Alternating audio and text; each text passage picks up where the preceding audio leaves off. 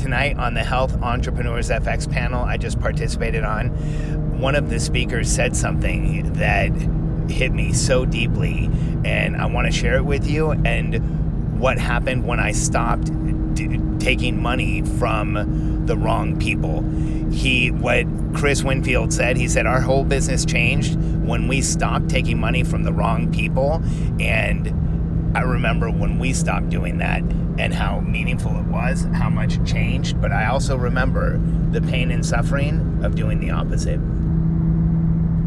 I'm Alex Sharfin, and this is the Momentum Podcast, made for empire builders, game changers, trailblazers, shot takers, record breakers, world makers, and creators of all kinds. Those among us who can't turn it off and don't know why anyone would want to. We challenge complacency, destroy apathy, and we are obsessed with creating momentum so we can roll over bureaucracy and make our greatest contribution. Sure, we pay attention to their rules, but only so that we can bend them, break them, then rewrite them around our own will. We don't accept our destiny, we define it. We don't understand defeat because you only lose if you stop, and we don't know how. While the rest of the world strives for average and clings desperately to the status quo, we are the minority, the few, who are willing to hallucinate there could be a better future, and instead of just daydreaming of what could be, we endure the vulnerability and exposure it takes to make it real. We are the evolutionary hunters, clearly the most important people in the world, because entrepreneurs are the only source of consistent, positive human evolution, and we always will be.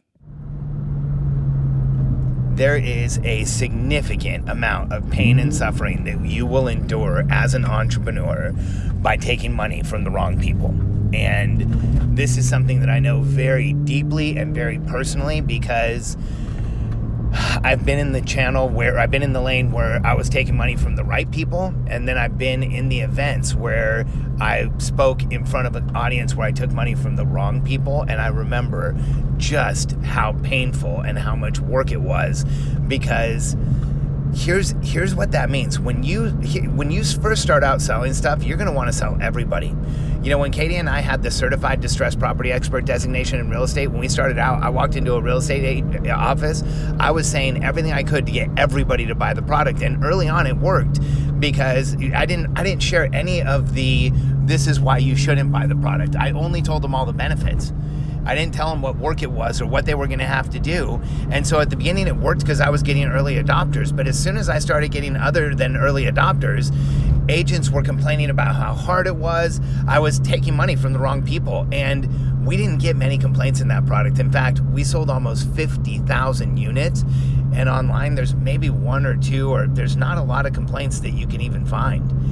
And the reason is, early on, we identified when we took money from the wrong people. So if somebody came in and told us it was too hard, we started talking about how long it took to implement the product. If somebody came in and told us that they didn't want to do it because they didn't really care about their helping people out of short sales, we started talking about we only wanted to work with people who actually cared if they could help their client out with a short sale, or might even negotiate a loan modification for free. So we started in our sales pitch talking about that they might work for free. It was one of the biggest objections we had to overcome to short sales. So we actually put it into the sales pitch because we wanted the realtors who actually cared. And what happened was we stopped taking money from the wrong people. Our referral business went through the roof, and our marketing worked. Everything works when you do that. When you sell to the right avatar, like in episode 180 of this show, where I talk about owning your avatar. When you sell to the right avatar, you get consistent results. You get consistent testimonials because it's working. And when you take money from the wrong person, it sets up all kinds of challenges. This has happened to me more than once. When we were going through, when I first introduced the entrepreneurial personality type content, we didn't really know who our avatar was. I wasn't clear. It took me forever to get clear on who we should work with and really what effect did we cause? What outcome did we have? We were selling a lot of improvement offers, and the problem with improvement offers, like come to my event and we'll make you a better business person, or come to my event and we'll make you a better, something. With those types of offers, like we're going to give you, some type of improvement in who you are is that if people don't know the specific pain you solve, you get people who are looking for all kinds of improvement.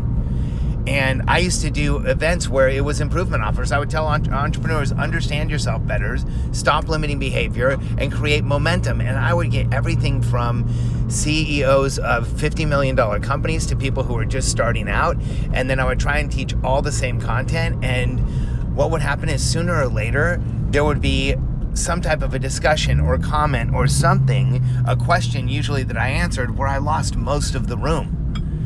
And it was because I took money from the wrong people. And, I also was teaching a group of people that was all over the place. We had people who came and needed specific things that they thought they were going to get and they didn't get. And then we also had people who came in and wanted the improvement offer and really just followed our stuff and wanted to understand it. It was so much work. It was brutal.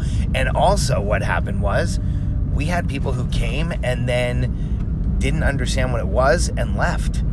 And it was brutal. It was, honestly, here's what I know about events.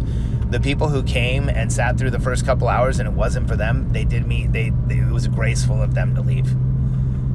If you're at an event and you know that it's not going to work for you, you should leave. I've been at events where I've known it wasn't going to work for me and I left. And I've been at events where I knew it wasn't going to work for me and I stayed. And I feel bad for the events that I stayed at because it's hard to conceal the energy for me of wasting time and being in a room that I didn't feel like, or being in the wrong room. And it's hard for me to not have that boil over. And the people who left did me a favor. And it was brutal though. It was so difficult because we would have events where some people, we would have a big percentage, like 80, 90% of the room had followed me and knew enough of what I was going to do and understood enough about our content. They wanted to know more, so they came and they had an amazing time. But here's the problem. And we got testimonials that were off the charts. Like people said stuff that was just earth-shattering, life-changing, but we couldn't do it consistently. And we always had that sometimes 20% of the room that was in the wrong room. It was 20% of the room who, a lot of the times it was the 20% of the room that I would offend, that would be completely irritated with me, that I would make feel bad. And it was horrible because these people paid us money, and because we were taking money from the wrong people, that happened over and over again. So I'll apologize to anybody who we ever took money from and you were in the wrong room, and I apologize to anybody where I was ever in the wrong room and I stayed. Because when you take money from the wrong people, when the product doesn't fit the avatar mix, here's what happens.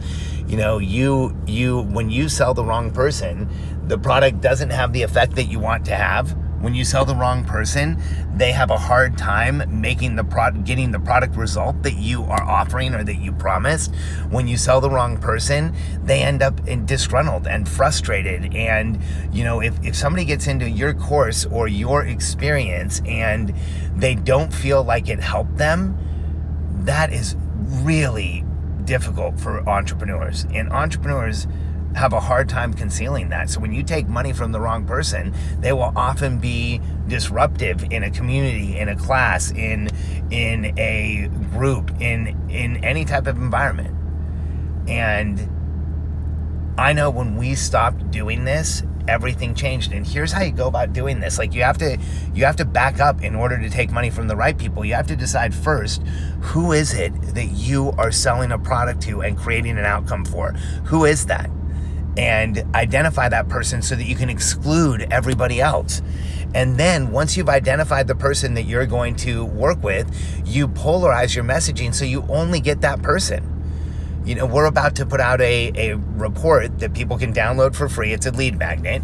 And we're looking at, we haven't figured out the title yet, but the title's going to be something like The 5 Reasons Why Companies Who Should Scale Don't. Because we are looking for entrepreneurs who know they're in an opportunity where they can scale, but are realizing they don't have all the information and all the tools they need to be able to do that.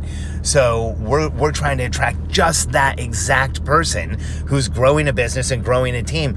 Because if we have an event and everyone in the room is growing a business and growing a team, and somebody comes in and they don't have a team and they don't really have a business going, and they're in that place where they need to figure out what to do, they're incredibly disruptive for the rest of the room. And they're incredibly disruptive for me.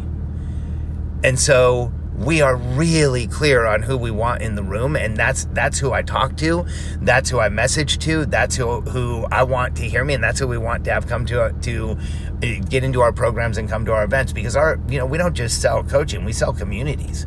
And the communities have to be right. If we sell money to the wrong person, it affects the entire community. And the way you keep a community safe is you keep people who are in the same culture, who are looking for the same issues, who are willing to approach those issues in the same way, who are willing to work around a central body of content. And, that's something we screened for on the way into our programs, so that we make sure we don't sell the wrong person. Because when you take money from the wrong person, you always end up paying.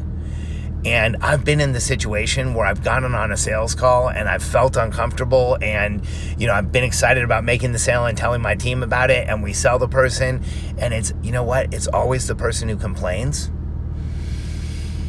And there's been times where I've wanted to blame that person, and I've wanted to say it's their problem, they're complaining and they're not implementing, they're not doing it right, and all of those things. But here's how I look at it. If we're not communicating what it's going to take to someone in the right way so that they get into our programs and they succeed, and we know their issue well enough that we know we solve that issue, and they, if they get into our program and we're not succeeding with them, then we messed up somewhere. We have a problem somewhere.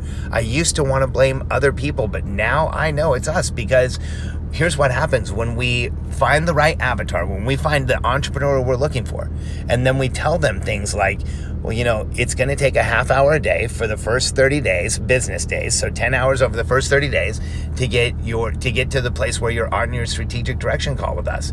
That's something we tell people up front, because the avatar we call on is an avatar who wants to understand what's really going on. But we also, we can't tell a CEO that it's going to be easy. We can't tell them that it doesn't take time. If we don't tell them what's really going to happen and what we really need and what they need, and if it's not part of the agreement, then we're going to sell the wrong person. We're going to disappoint somebody.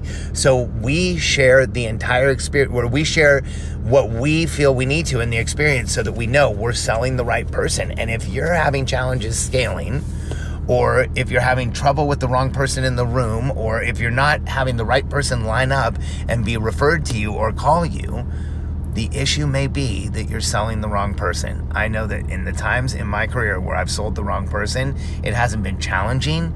It's been near devastating. It's just about as challenging as hiring the wrong person. And either way, you end up in a place where